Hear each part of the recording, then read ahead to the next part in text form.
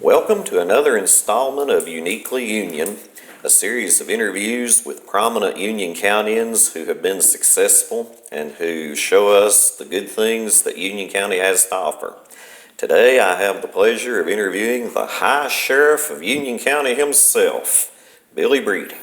Thank you, Ronnie. Glad you invited me out today. We're glad to have you. We go way back We do. because you lived in the house in Green Acres subdivision next door to Clarissa Hill.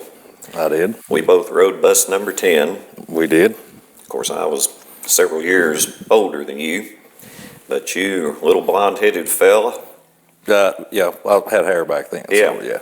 And an older sister. I did. think she's older Tabitha, than you. yes. And she's in law enforcement too with TWRA, isn't she? Yes, she works for Tennessee Wildlife Resources Agency. And your father was in law enforcement since 1970. Been doing it a long time, still doing it. So it's just kind of natural for you, I guess, to fall into this line of work. Absolutely, and ever since I can remember, honestly, I wanted to be in law enforcement. And, of course, I think my father probably had a big influence in that growing up. Mm-hmm. And tell us a little bit about your work history before you became the sheriff. Of course, during high school, little odd and end jobs back then. I've worked at Ingles bagging groceries, worked at the clean machine car wash down in Halls, and after that, decided was really made an effort to try to get in law enforcement. And I actually got bonded as a reserve deputy in Union County in 1992 under Sheriff Tommy Keaton at the time. Was a reserve deputy for a couple years and ended up sending myself through the police academy in 1994. When I got out of there, I was able to secure employment over at Norris Police and Fire Department. That was in 1995 when I got on over there.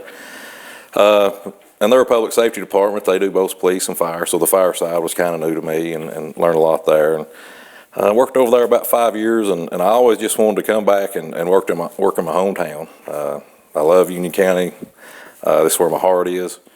And fortunately enough, in around 1998, Sheriff Loy, Junior Loy, hired me to come work patrol and also teach the DARE program here in the county. So that was one of the stipulations of me coming to work was I had to teach a DARE as well. Did you enjoy the DARE program? I did. I really enjoyed the DARE program. Of course, we taught it to all the fifth graders. Basically, me and Wayne Cole, he was my partner on night shift forever. And, me and him divided the schools and taught it for probably the next 5 or 6 years, I guess.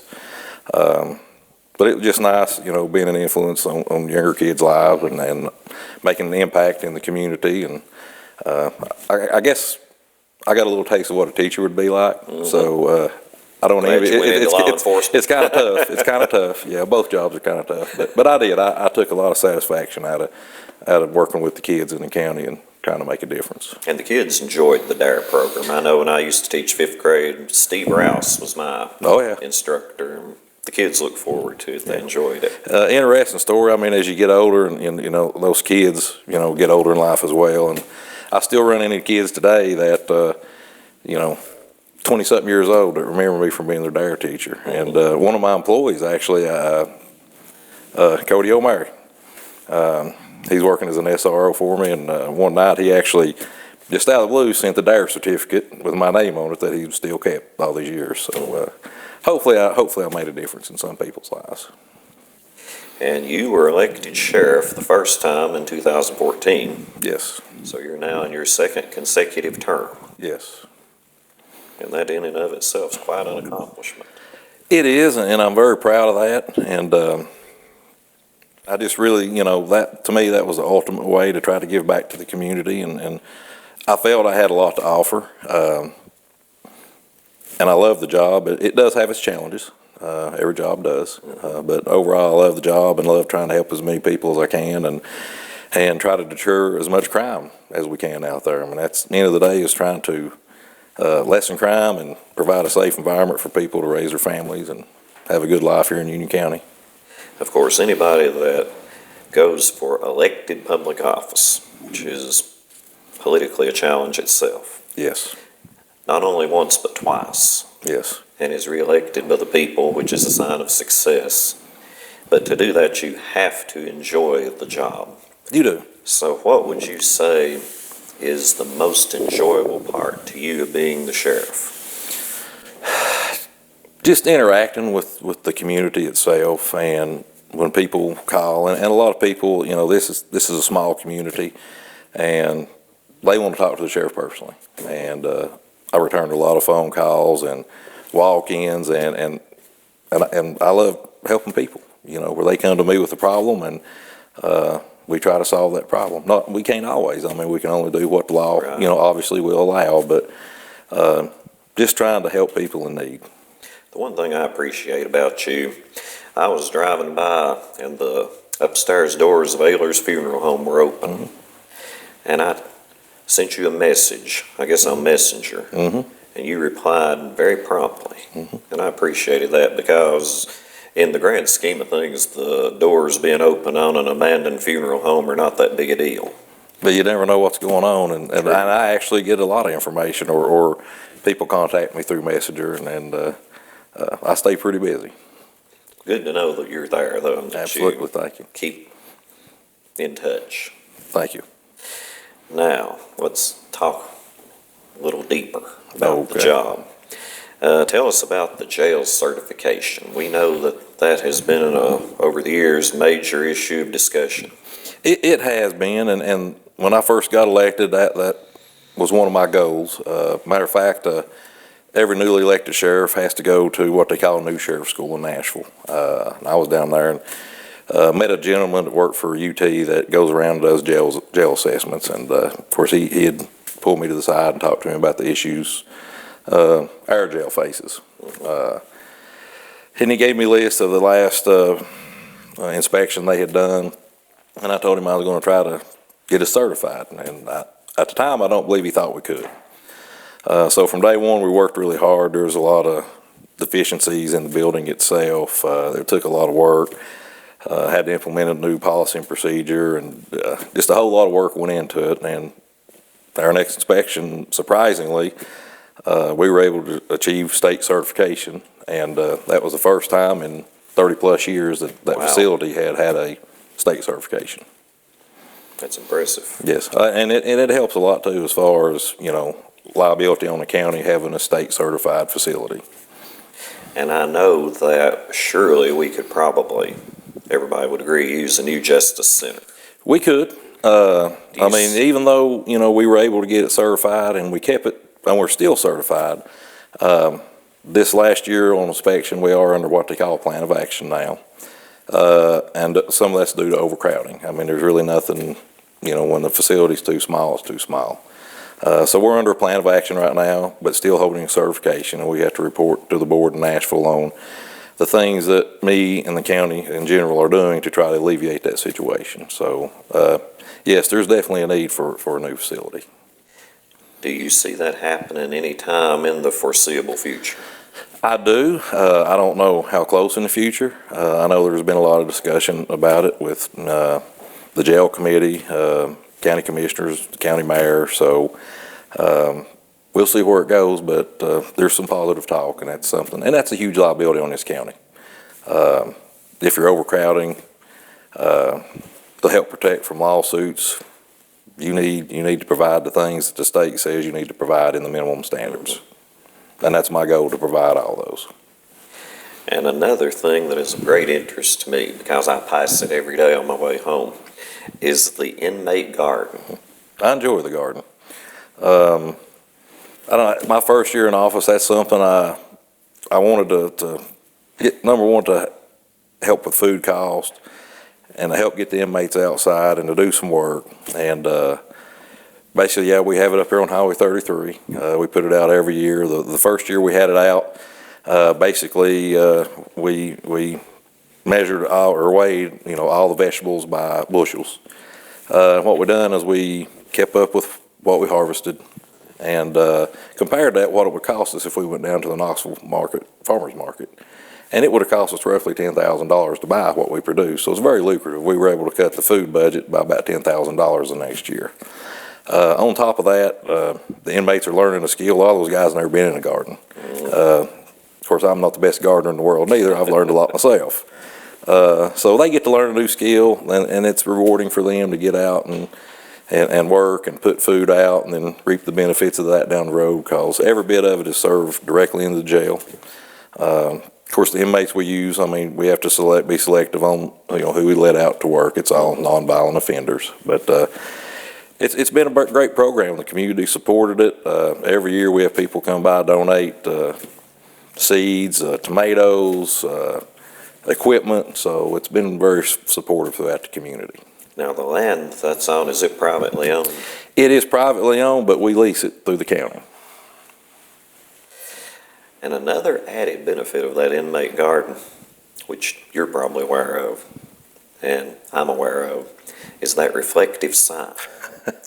If you're not from here and you're driving by, you see that reflective sign and you think there's the police watching your speed. Absolutely, and it's kind of funny you say that, because when we first put the sign up, and I wanted it reflective where people could see what it was, but I had so many people call me that I was coming down 33 and I thought one of your guys was parked over there in the grass, and I slowed down. So you're right, it does have that added benefit, because it's the same striping as our patrol car. Of course, the detriment to it is that sometimes it shows up.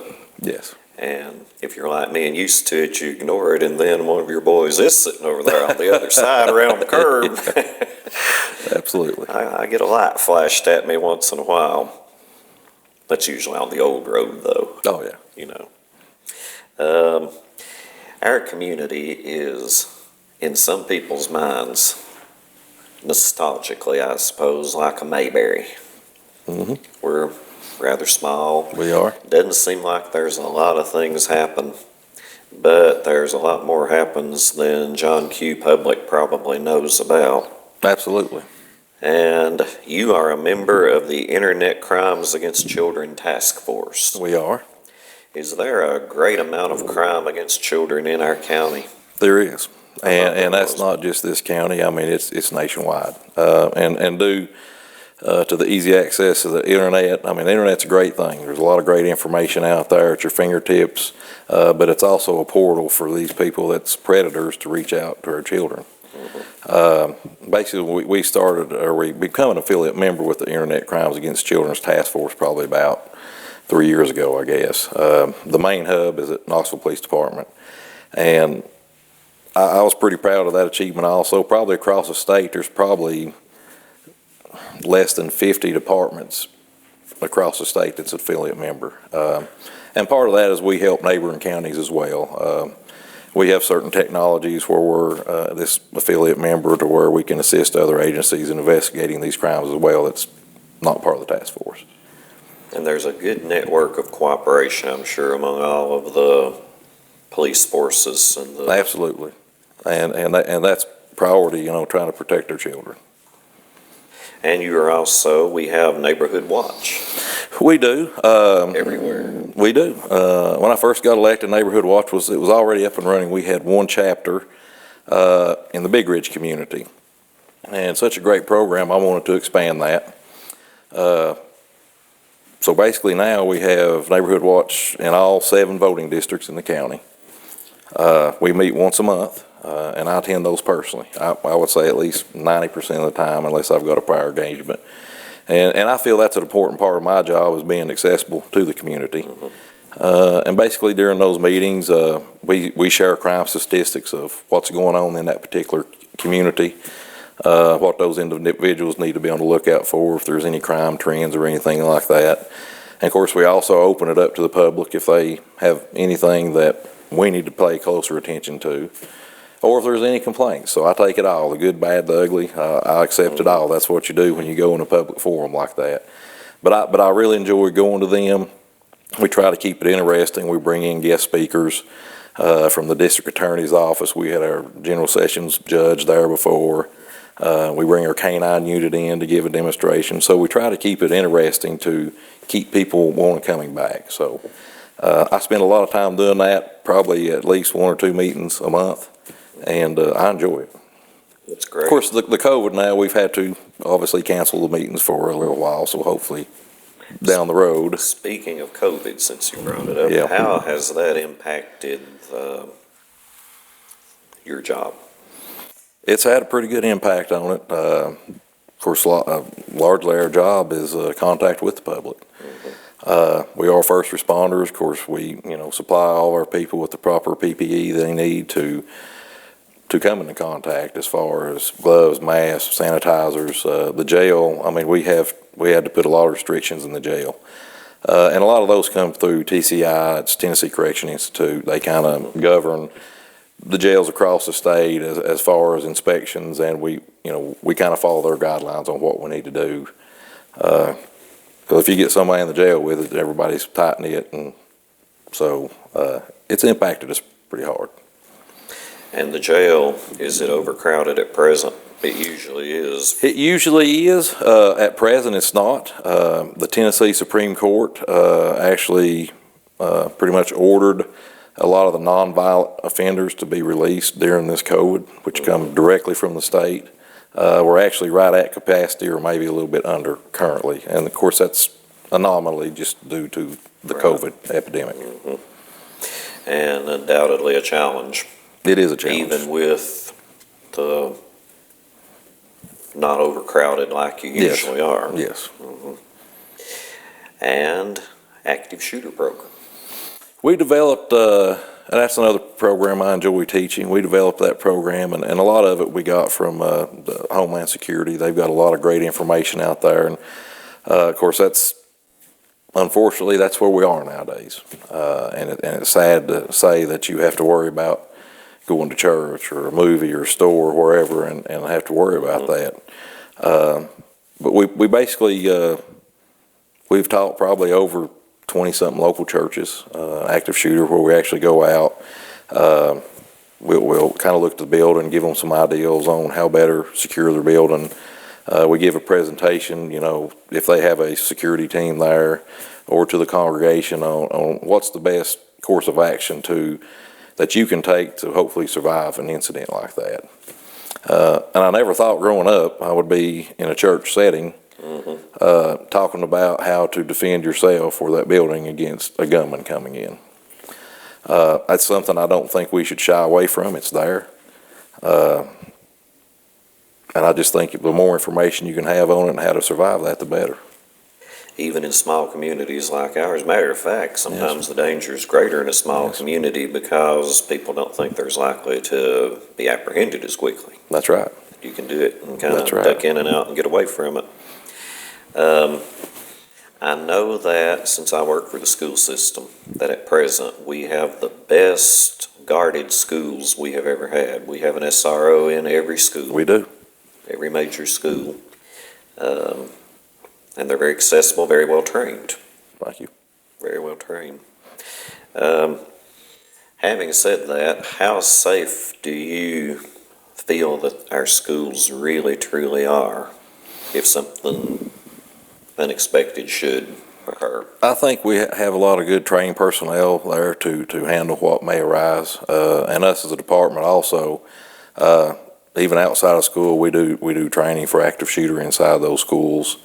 Familiarize ourselves with every nook and cranny of those schools.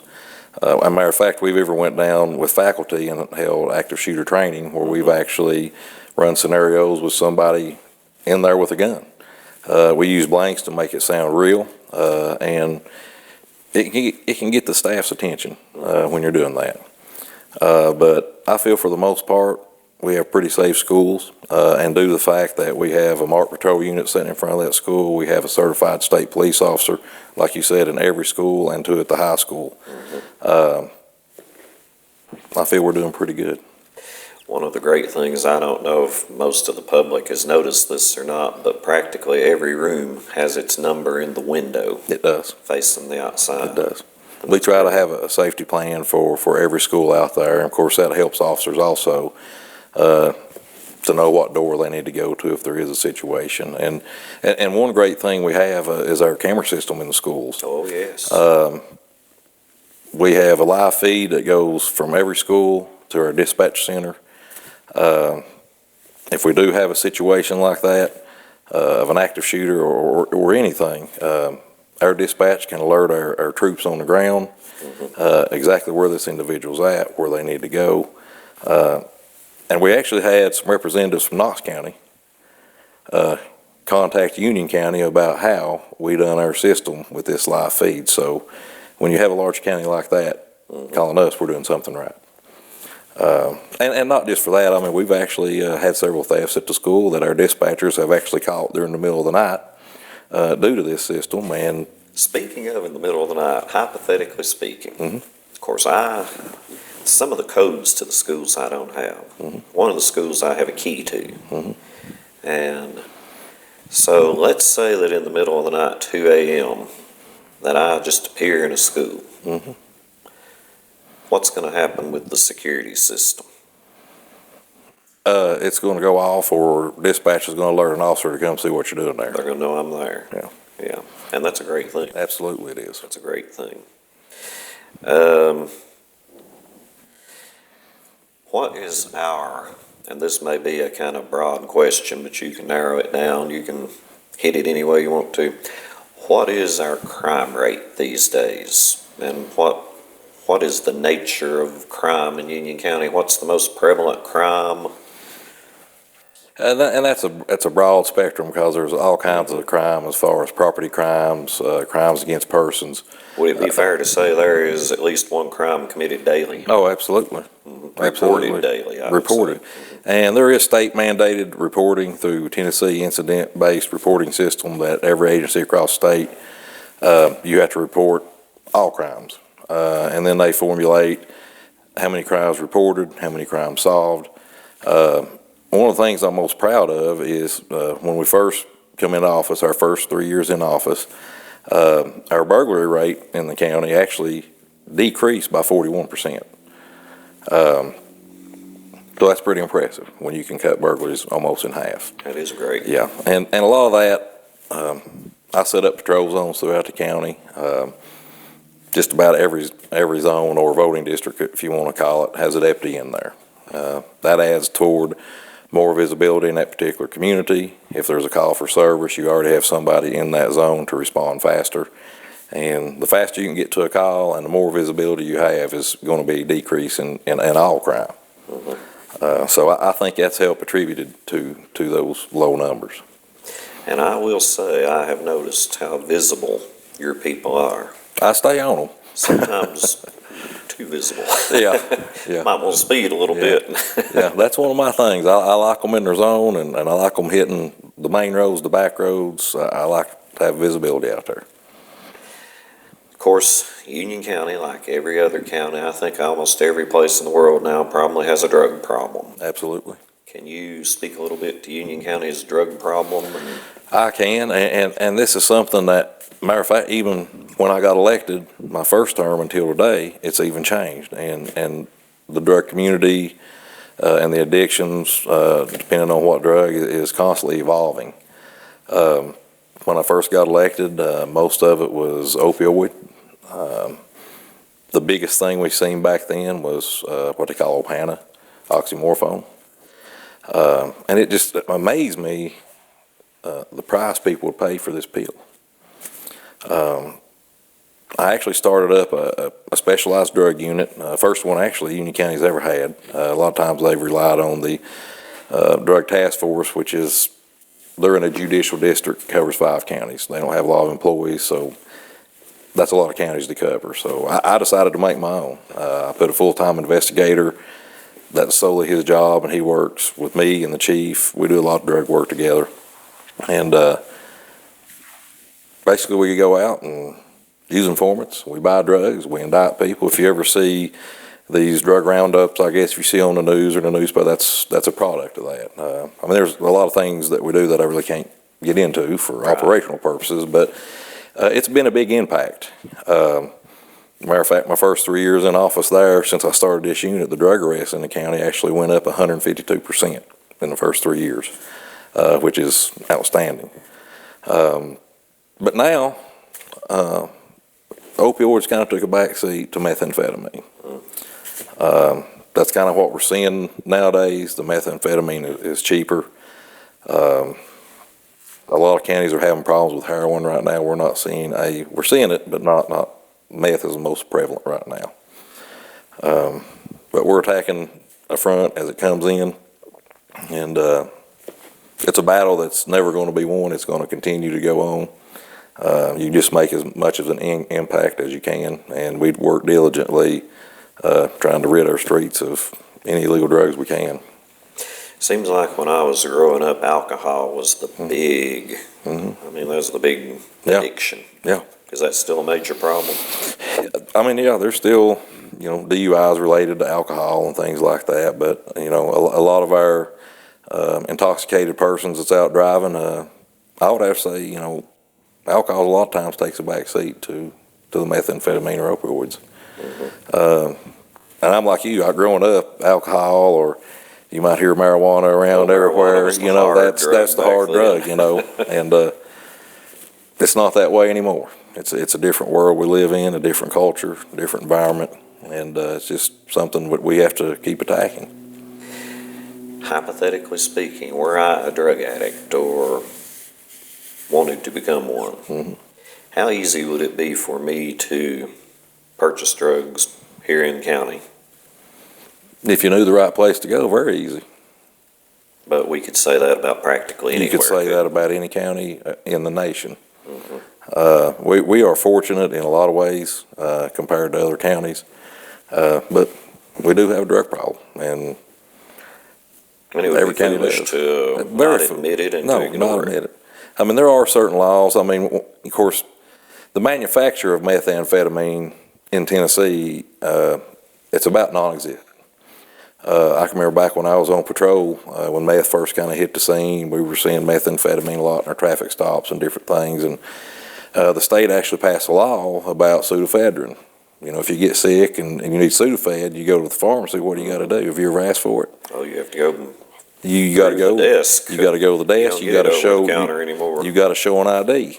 There's actually a database on that if someone's purchasing too much pseudoephedrine, and that is the main ingredient in methamphetamine. So that one law right there, when that happened, pretty much wiped out big scale manufacturing in the United States.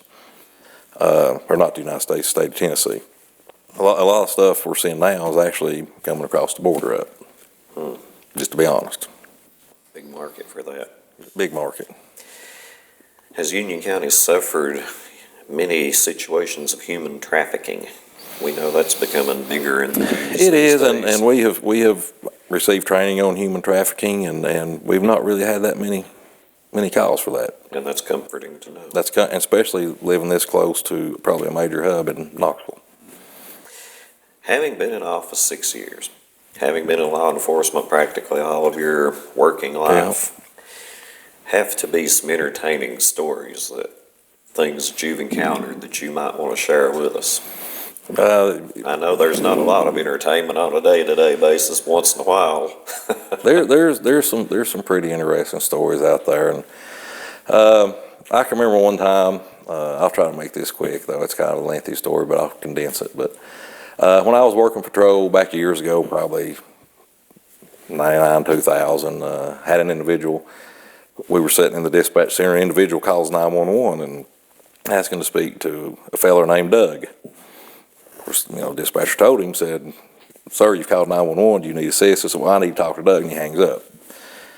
Calls back again, wanting to talk to Doug. So this goes on 2 or 3 times. Of course, when you call 911, it shows your location where you're calling from. So one of our other officers got on there and talked to the guy, and come to find out he was trying to sell some marijuana to a guy named Doug on our 911 line. So we promptly go, we actually had an old Jeep back then, it wasn't a marked patrol car, and one of the officers went, and the call actually come in at a trailer park. We didn't know which lot it was, but we knew it was so he tells the guy, "I'll be in a blue Jeep." I sit down the road in a marked patrol car, and pulls up in the Jeep, toots the horn, because he tells him I'll toot the horn when I get there. So the guy comes out to do the marijuana deal. So, of course, when I pull up, he knew the jig was up, so... pretty interesting when they call 911 wanting to sell you drugs. So. That wouldn't be my chosen way to do it, I don't think.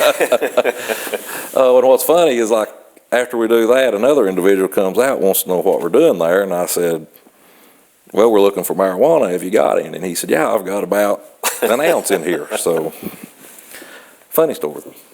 It's not always good to confess your sins, No, is it? No.